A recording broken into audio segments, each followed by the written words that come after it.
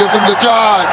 It's it. এবার যেন সবাইকে চমকে দিয়ে ফরচুন বরিশাল চ্যাম্পিয়ন ট্রফি কেড়ে নেওয়ার জন্য দুর্দান্ত অগ্নিঝরা বলার ক্যারিবিয়ান তারকা অবেদ মেকরয়কে দলে ভিড়িয়েছেন ফরচুন বরিশালে বড় ক্যাপ্টেন তামিম ইকবাল।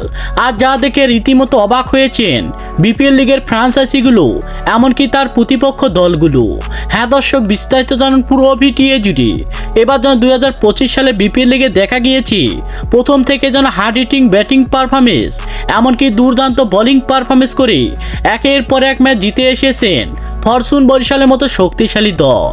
এমনকি শেষ পর্যন্ত দেখা গিয়েছে চিটাগাং কিংসের বিপক্ষে হার্ড হিটিং ব্যাটিং পারফরমেন্স করে ফাইনাল ম্যাচ নিশ্চিত করেছে ফরচুন বরিশালের মতো শক্তিশালী দল।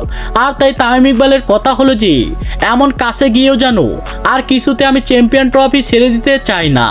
আর তাই তিনি টাকার পরোয়া না করে একের পর এক ক্যারিবিয়ান তারকা, এমনকি বিদেশি তারকাদের দলে ফেরাতে ব্যস্ত হয়ে পড়েছেন ফরচুন বরিশালের বড় ক্যাপ্টেন তামিম ইকবাল।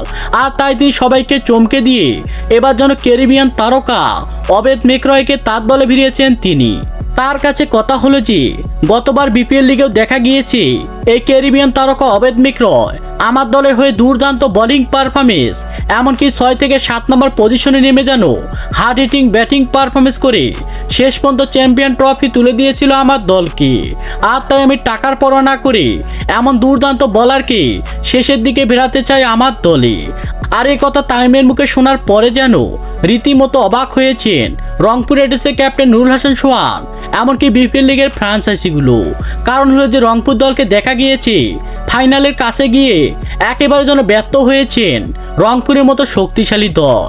আর সেরকমের যেন হতে চায় না ফরচুন বরিশালের বড় ক্যাপ্টেন তামিম ইকবাল।